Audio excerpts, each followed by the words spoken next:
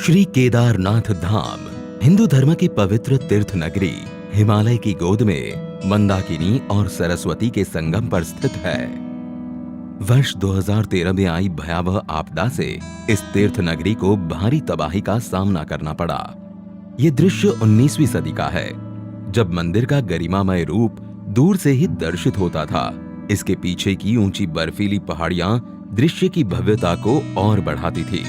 फिर धीरे धीरे इसके चारों ओर अनियोजित इमारतें बन गई और मंदिर मानो कहीं छिप सा गया। वर्ष 2017 में माननीय प्रधानमंत्री जी स्वयं श्री केदारनाथ धाम आए एवं धाम के आध्यात्मिक गौरव और दिव्य स्वरूप को पुनः स्थापित करने के लिए श्री केदारनाथ धाम पुनर्निर्माण योजना की परिकल्पना की। यहाँ की रुचि प्रकृति प्रवृत्ति के अनुसार ही इसका पुनर्निर्माण किया जाए। उसमें आधुनिकता होगी, लेकिन उसकी आत्मा वही होगी जो सदियों से केदार की धरती ने अपने भीतर संजोए रखा हुआ है। ऐसा पुनर्निर्माण करने की दिशा में इसका काम होगा। इस परिकल्पना के आधार पर सभी हितधारकों की भागीदारी से पर्यावरणीय संतुलन बनाते हुए एक महायोजना तैयार की गई थी। गौरीकुंड से 16 किलोमीटर दूर पैदल मार्ग पर स्थित धाम में इस पैमाने की परियोजना को क्रियान्वित करना, इसके लिए निर्माण सामग्री जुटाना, दुश्वार मौसम और विषम भौगोलिक परिस्थितियों के बीच एक बड़ी चुनौती थी। मंदिर तक पहुंच मार्ग का निर्माण पहले कार्य के रूप में लिया गया।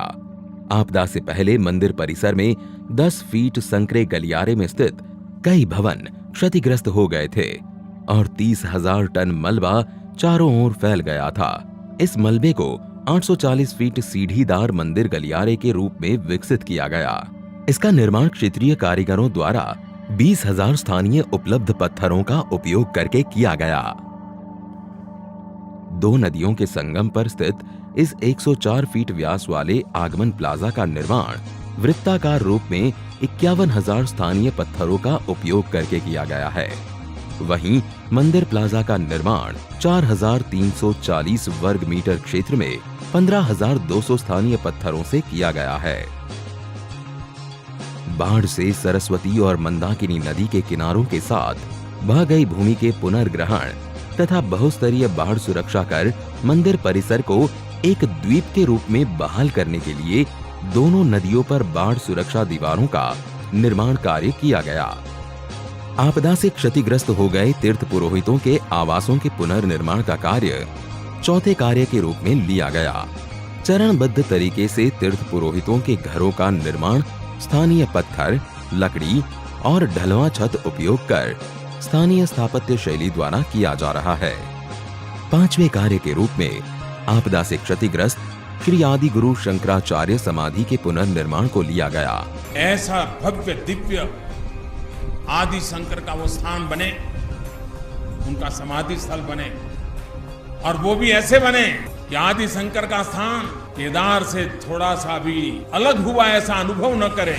समाधि तक पहुंचने के लिए ये भूमिगत रचना, जिसमें स्मारकीय दीवारों के बीच चलकर जाना तीर्थयात्रियों को एक अनूठी यात्रा का अनुभव प्रदान करता है। मूर्ति के दर्शन कर चिंतन पथ पर चलते हुए ये यात्रा पर्वतों और विहंगम दृश्यों के दर्शन के साथ समाप्त होती है। इन 5 कार्यों का लोकार्पण आज किया जा रहा है।